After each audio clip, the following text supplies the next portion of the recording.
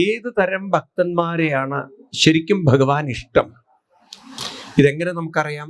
ഈ ഒരു വിഷൻ നമ്മുടെ തലയിൽ ഉറയ്ക്കുന്ന ഒരു കാലം നമ്മൾ ആരായി മാറി? ഏത് ഭക്തനായി മാറി? ഈ രണ്ട് വാക്കുകൾ നമ്മൾ മാറ്റണം അമ്പലത്തിലെത്തിക്കഴിഞ്ഞാൽ. പ്രഹ്ലാദൻ എന്ന് പറയുന്ന കഥാപാത്രം, കഥകൾ നമുക്കെല്ലാവർക്കും അറിയുന്നതാണ്.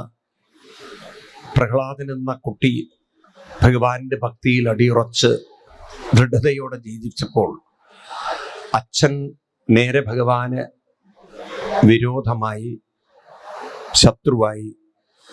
അങ്ങനെ കുട്ടിയെ കൊല്ലാൻ ശ്രമിക്കുന്ന അച്ഛൻ, എവിടെയുണ്ടടാ നിന്റെ വിഷ്ണു എന്ന ചോദ്യത്തിന് തൂണിനെ ചൂണ്ടിക്കാണിക്കുമ്പോൾ ആ തൂണിൽ നിന്ന്, വെട്ടിപ്പിളർന്ന തൂണിൽ നിന്നും ഉഗ്ര രൂപമായി നരസിംഹം വരുന്ന കഥകളൊക്കെ കുട്ടിക്കാലം മുതലേ നമ്മുടെയൊക്കെ ഉള്ളിൽ പതിഞ്ഞ കഥകളാണ്. ഇവിടെ ഈ കഥകൾ ഒക്കെ കേൾക്കുമ്പോഴും ഒരു വശത്ത് ഭക്തി നമ്മൾ ഒരു വിശ്വാസമായി കൊണ്ട് നടക്കുമ്പോഴും, അതായത് പണ്ട് പ്രഹ്ലാദനെ രക്ഷിച്ച ഭഗവാൻ എന്നെയും രക്ഷിക്കുമാറാകട്ടെ എന്നുള്ള ഒരു ഭക്തി, ആ ഭക്തി പറയുന്ന പേര് വിശ്വാസം ഊന്നിയ ഭക്തിയാണ്. എന്നാൽ ഈ വിശ്വാസം എന്ന വാക്ക് പലപ്പോഴും നമ്മൾ മനസ്സിലാക്കാതെ ഉപയോഗിക്കുന്ന ഒരു വാക്കാണ്. അതിൻ്റെ അർത്ഥതലങ്ങളിലേക്ക് നമുക്ക് അറിയാത്തത് കൊണ്ട് പോവാറില്ല. നമ്മളതിനെ ഒരു ബാഹ്യമായി കണ്ട് പോകുന്നവരാണ്. ഇവിടെയാണ് പ്രഹ്ലാദന്റെ ഭക്തി എങ്ങനെയാണ് പ്രഹ്ലാദന്റെ ജീവിതത്തെ രക്ഷിച്ചത്, അനുഗ്രഹിച്ചത്, ഇത് നമ്മൾ ശരിക്കും അറിയേണ്ടതുണ്ട്. അതിനാണ് നമ്മൾ ഭാഗവതം പഠിക്കേണ്ടതുള്ളത്. പലപ്പോഴും ഭാഗവതം കേട്ടു പോകുന്നത് കൊണ്ടായിരിക്കും കഥകൾ മാത്രമായി തീരുന്നത് പ്രഹ്ലാദ ചരിത്രത്തില്. എന്നാൽ ഭാഗവതം പഠിക്കുമ്പോഴാണ്, മനസ്സിലാക്കുമ്പോഴാണ് എന്താണ് യഥാർത്ഥ ഭക്തി, ഏത് ഭക്തി ഉള്ളത് കൊണ്ടാണ് പ്രഹ്ലാദനെ ഭഗവാൻ അനുഗ്രഹിച്ചത് എന്ന് നമുക്ക് മനസ്സിലാവുക. എന്നൊന്നുകൂടി വ്യക്താക്കാം. അതായത് നമുക്ക് കഥകളൊക്കെ കേട്ടിട്ടുള്ള ഒരു വിശ്വാസത്തിലും ഭക്തി കൊണ്ട് നടക്കാം, അല്ലെങ്കിൽ ഇതെല്ലാം വേണ്ട രീതിയിൽ മനസ്സിലാക്കിയിട്ട് അറിഞ്ഞിട്ട് പഠിച്ചിട്ടും ഭക്തി കൊണ്ട് നടക്കാം. ഭഗവാൻ പറയുന്നത് ഏറ്റവും സർവശ്രേഷ്ഠമായ ഭക്തി അറിഞ്ഞുകൊണ്ട് നടക്കുന്ന ഭക്തിയാണ്, ജ്ഞാനഭക്തിയാണ്. ഇത് ഗീതയിലെ 7-ാം അധ്യായത്തിൽ ഭഗവാൻ പറയുന്നുണ്ട്. 4 തരം ഭക്തന്മാര് എന്നെ വന്ന് തൊഴുന്നുണ്ട്. 4 തരം ഭക്തന്മാരാണ് ഒരു ക്ഷേത്രത്തിൽ വന്ന് തൊഴുതു പോകുന്നത് എന്നാണ്. അതുകൊണ്ട് ഇത് നല്ലവണ്ണം നമ്മൾ മനസ്സിലാക്കണം. ഭഗവാൻ തന്നെ തൻ്റെ മുന്നിൽ വരുന്ന ഭക്തന്മാരെ വിലയിരുത്തുന്നുണ്ട്. ഭഗവാൻ തന്നെ ഒരു സ്ക്രീനിങ് ചെയ്യുന്നുണ്ട്, സ്കാനിങ് ചെയ്യുന്നുണ്ട്.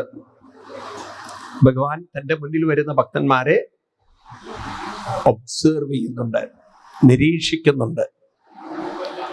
ഏത് തരം ഭക്തന്മാരെയാണ് ശരിക്കും ഭഗവാൻ ഇഷ്ടം? ഇതെങ്ങനെ നമുക്കറിയാം? എന്താണോ ഭഗവാന്റെ വാണി അത് ശ്രദ്ധിച്ചല്ലേ പറ്റുള്ളൂ. രാവിലെ പറഞ്ഞില്ലേ, ശാസ്ത്രം പ്രമാണം തേ. ഭഗവാൻ പറയുന്നത് ഉൾക്കൊള്ളുക, അല്ലെ? അതല്ലേ ശരി. നമ്മുടെ വ്യാഖ്യാനത്തിനല്ലല്ലോ പ്രസക്തി. ഭഗവാൻ എന്താണോ പറഞ്ഞത് അതിനെ എടുക്കുക. ഭഗവാന്റെ പ്രമാണമായ വാക്കുകളാണ് ഗീതയിലും ഭാഗവതത്തിലും പറഞ്ഞിട്ടുള്ളതെങ്കിൽ കൃഷ്ണന്റെ സന്ദേശമായി എടുക്കേണ്ടത് ഭഗവത്ഗീതയും ഭാഗവതവുമാണ്. അവിടെയാണ് നമ്മൾ ഹിന്ദുക്കൾ ഭാഗ്യം കെട്ടവരായത്. കാരണം ഇതര മതങ്ങൾക്കൊക്കെ അവരുടെ ഗ്രന്ഥപരിചയം ഉണ്ടായപ്പോൾ ഹിന്ദുവിനെ അങ്ങനെ ഒരു ഗ്രന്ഥപരിചയം ഉണ്ടാവാതെ പോയി. പാരൻസ് അത്ര ഒരു കെയർ ചെയ്തില്ല. അധിക പേരും തൊഴുതു പോകുന്ന ഭക്തിയിലേക്ക് ഒതുങ്ങിപ്പോയി. ഇതിൽ മാറ്റം വരും. കാരണം ഈ തൊഴുതു പോകുന്നൊന്നും അധികകാലം നിൽക്കില്ല. കാരണം കുറെ കഴിഞ്ഞാൽ ആളുകളിൽ മാറ്റങ്ങളും പരിവർത്തനങ്ങളും. ഇപ്പൊ തന്നെ നോക്കൂ നിങ്ങൾ, പണ്ട് വിഷ്ണു സഹസ്രനാമം ജപിക്കുന്നതിനേക്കാൾ കൂടുതൽ ഇന്ന് ജപിക്കുന്നുണ്ട്, അല്ലേ? ലളിതാ സഹസ്രനാമം പണ്ട് ജപിച്ചതിനേക്കാൾ ഇന്ന് കൂടുതൽ ആളുകൾ ജപിക്കുന്നുണ്ട്. കഴിഞ്ഞ വർഷം അമേരിക്കയിലെ ഡാലസിൽ 10,000 പേരാണ് ഗീത ചൊല്ലാൻ പങ്കെടുത്തത്. 10,000 ആളുകൾ. മനസ്സിലായില്ലേ? അപ്പൊ നോക്കൂ, ഓരോ വർഷം കൂടുന്തോറും ഇതിലേക്കുള്ള ആളുകളുടെ താല്പര്യം കൂടി വരികയാണ്. അത് ഗുരുവായൂർ ദേവസ്വത്തിന്റെ ഭാഗവത പുസ്തകം എടുത്ത് നോക്കിയാൽ തന്നെ കാണാൻ പറ്റും. ഓരോ വർഷം കൂടുന്തോറും അവര് പ്രിന്റ് ചെയ്ത് ഇറക്കുമ്പോഴേക്കും അത് ചൂടപ്പം പോലെ വിറ്റുപോവുകയാണ്. അപ്പൊ അതിന്റെ അർത്ഥം ആളുകൾക്ക് ഇതിനോടുള്ള ഒരു താല്പര്യം കൂടി വരികയാണ്. ആളുകൾ ഇതിലേക്കാണ് ഇറങ്ങി വരുന്നത്. അപ്പോൾ ഇവിടെ വിഷയത്തിലേക്ക് വരാം. 4 തരം ഭക്തന്മാരാണ് തന്നെ തൊഴാൻ വരുന്നതെന്ന് ഭഗവാൻ പറഞ്ഞിരിക്കുന്നു.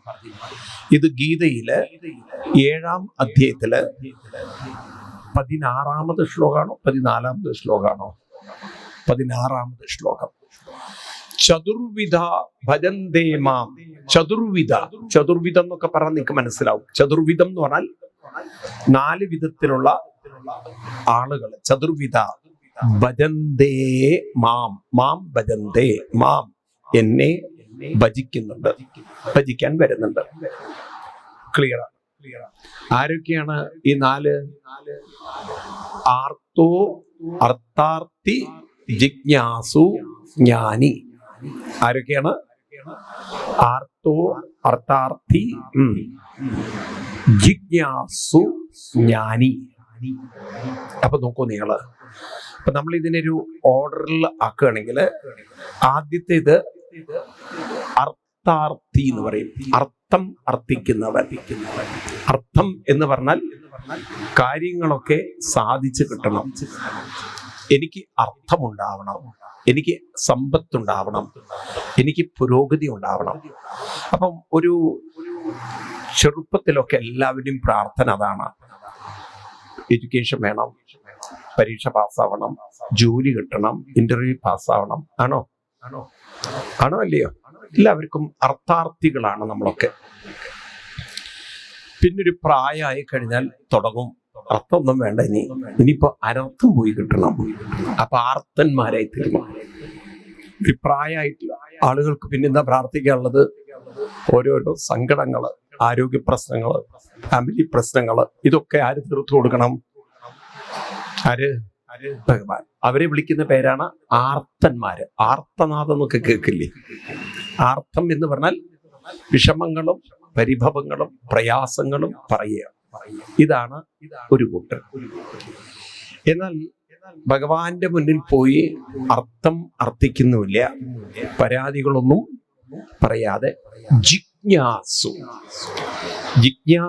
എന്ന് പറയുന്ന ആ ഒരു വ്യക്തി. എന്താണ് ജിജ്ഞാസു? ജിജ്ഞാസുവിനെ സംബന്ധിച്ച് തൻ്റെ പ്രശ്നങ്ങളോ തൻ്റെ ആഗ്രഹങ്ങളോ അല്ല important. I am not the person important. അവിടെ ഭഗവാനാണ് കൂടുതൽ പ്രാധാന്യം. ഞാൻ അമ്പലത്തിൽ വന്നിരിക്കുന്നത് എൻ്റെ ആഗ്രഹം പറയാൻ, എൻ്റെ ദുഃഖം പറയാനല്ല, ഭഗവാന്റെ നാമം പറയാൻ. ഭഗവാന്റെ തന്നെക്കാളും പ്രാധാന്യം ഭഗവാന് കൊടുക്കുന്നവരാണ് ജിജ്ഞാസു. തൻ്റെ കാര്യം പറയാനല്ലല്ലോ വന്നത്, തൻ്റെ വിഷമം പറയാനല്ലോ. അതൊക്കെ ആര് നോക്കിക്കോളും? അത് ഭഗവാൻ നോക്കിക്കോളും. ഞാൻ എന്തിനാ വന്നത്? ഭഗവാന്റെ നാമം ചൊല്ലാനാണ്, ഭഗവാന്റെ കാര്യത്തിൽ. അങ്ങനെയുള്ള ആൾക്കാരെ നിങ്ങൾക്ക് ഗുരുവായൂരൊക്കെ കാണാം. ഒരു പരാതിയില്ല, ഒരു പരിഭവങ്ങളും ഇല്ല, എല്ലാം സർവം കൃഷ്ണാർപ്പണം. ഭഗവാന്റെ നാമത്തിൽ അങ്ങനെ മുഴുകി അതിലങ്ങനെ ലയിച്ചിരിക്കുന്ന അങ്ങനെയുള്ള ഭക്തന്മാരെയാണ് എന്ന് പറയാ ജിജ്ഞാസുവിന് ഐ ഇല്ല, എല്ലാം ഓൺലി ഭഗവാൻ. ആരെയുള്ളൂ? അവർക്ക് ഏതില്ല? ഐ, ഞാൻ ഞാൻ ഞാൻ, എൻ്റെ പ്രശ്നം, എൻ്റെ ആഗ്രഹം, എൻ്റെ എൻ്റെ എൻ്റെ എൻ്റെ എൻ്റെ എൻ്റെ നോ എൻ്റെ. ആരെയുള്ളൂ? ഭഗവാന്റെ നാമം, ഭഗവാന്റെ ഭഗവാന്റെ ഭഗവാന്റെ എല്ലാം ഭഗവാന്റെ. അപ്പൊ തന്നെ റീപ്ലേസ് ചെയ്ത് അവിടെ എല്ലാം ഭഗവാനെ വെക്കുന്ന ആ ഭക്തനാണ് ജിജ്ഞാസു. അങ്ങനെ ഒരു എവല്യൂഷൻ ഉണ്ട് ഭക്തിയില്, അല്ലേ? നാലാമത്തെ ഭക്തനാണ് എന്ത്? ജ്ഞാനി. അപ്പൊ ജ്ഞാനിയെ സംബന്ധിച്ച് ജ്ഞാനി കാണുന്ന കാഴ്ച ടോട്ടലി ഡിഫറെന്റ് ആണ്. അവിടെ ഭഗവാന്റെ നാമം ചൊല്ലുന്നു എന്ന് മാത്രമല്ല, ഭഗവാൻ എപ്പോഴും കൂടെയുണ്ട്. ഭഗവാനാണ് കൊണ്ട് നടക്കുന്നത്. ഭഗവാനാണൊക്കെ കാര്യങ്ങൾ എന്തു വരുന്നതും അത് ഭഗവാന്റെ ഇച്ഛയാണ്, പ്രസാദമാണ്. എല്ലാം സർവം കൃഷ്ണാർപ്പണം, കൃഷ്ണമയം, എല്ലാം ഭഗവാന്റെ മയമായി കാണുന്ന ആ ഒരു തലത്തിലേക്ക് ഉയർന്നവരാണ് ആര്? ഇപ്പൊ ജ്ഞാനി ഭക്തനെ ജ്ഞാനി ഒരിക്കലും അവരെ കാണുന്നത് ഒറ്റയ്ക്കല്ല. ഈ ചിലർക്കുണ്ടല്ലോ, കാറ്ററാക്ക് വന്നു കഴിഞ്ഞാൽ രണ്ടാളെ കാണും. ഈ കാറ്ററാക്കിന്റെ ദോഷം കൊണ്ട് വീട്ടിൽ രണ്ടുപേരെയൊക്കെ കാണാൻ തുടങ്ങും. ഇതുപോലെ ജ്ഞാനി രണ്ടുപേരെ കാണുന്നുണ്ട്. ആരൊക്കെയാണ്? ഭഗവാനെയും ആ ഭഗവാന്റെ ഒരു നിഴലിൽ അല്ലെങ്കിൽ ഭഗവാനോട് ചേർന്നൊരു തന്നെയും കാണുകയാണ്. അപ്പൊ താൻ ഒറ്റയ്ക്കല്ല, താൻ ഭഗവാന്റെ ഒരു അംശമായി, ഭഗവാന്റെ ഒരു ഭാഗമായി, അങ്ങനെ ഒരു പൂർണ്ണതയെ അല്ലെങ്കിൽ ഒരു ശക്തിയെ, ഒരു ചൈതന്യത്തെ തന്നിൽ തന്നെ കാണാൻ സാധിക്കുന്ന ഭക്തരാണ് ജ്ഞാനി ഭക്തര്. അപ്പൊ ആ ഒരു തലത്തിൽ എത്തിക്കഴിഞ്ഞാൽ പിന്നെ നിങ്ങൾക്ക് ബോധ്യാവും, ഇരിക്കുമ്പോഴും ആസീന സംവിശൻ തിഷ്ടൻ ഭുഞ്ചാന പര്യടൻ, ഇരിക്കുമ്പോഴും നടക്കുമ്പോഴും ഒക്കെ കൂടെ ആരുണ്ട്? അപ്പൊ ഭഗവാൻ ഒരു അമ്പലത്തിലെ ശ്രീകോവിലിൽ മാത്രം ഒതുങ്ങി നിൽക്കുന്ന ആളല്ല. ഭഗവാൻ ആണ് നിങ്ങളെ മുഴുവൻ നിറഞ്ഞു നിൽക്കുന്നത്. നിങ്ങൾ അതിൻ്റെ ഒരംശമായി, ഒരു ഭാഗമായി നിൽക്കുന്നു. ഈ ഒരു വിഷൻ നമ്മുടെ തലയിൽ ഉറയ്ക്കുന്ന ഒരു കാലം നമ്മൾ ആരായി മാറി? ഏത് ഭക്തനായി മാറി? ജ്ഞാനി ഭക്തനായി മാറി എന്ന് പറയാണ്. ഇപ്രകാരം 4 തരം ഭക്തന്മാരുണ്ട്. ഇതിൽ ഏറ്റവും ഇഷ്ടം ആരെയാണ് ഭഗവാന് എന്ന് ചോദിച്ചാൽ അടുത്ത വരി പറയുന്നു നോക്കൂ.